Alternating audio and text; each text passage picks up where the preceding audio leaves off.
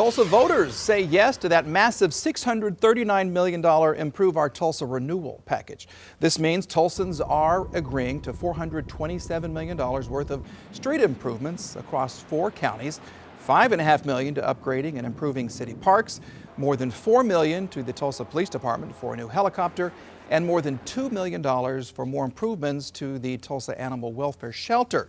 2 Works for You's Chris DeMaria tells us what that money will go towards.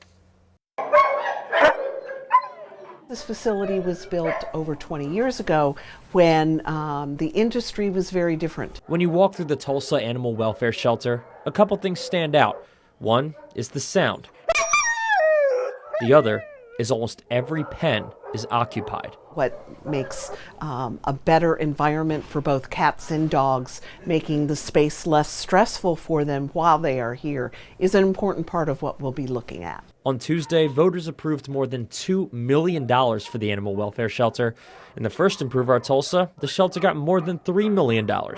But it's only spent a portion of it because what they need is going to cost much more. We could address those needs for an adoption center, expanded hospital, isolation areas. All 3 are now just down the road, and it's been a long time coming. Plans for an expansion have been in the works since the shelter made a master plan 10 years ago. As we've expanded our outreach into the community, we have added people and need more space. In Tulsa, Chris DeMaria, 2 Works for You.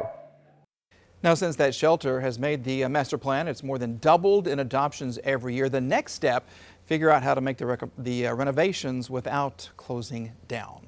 Well, we are breaking down more on how those Improve Our Tulsa funds will be used.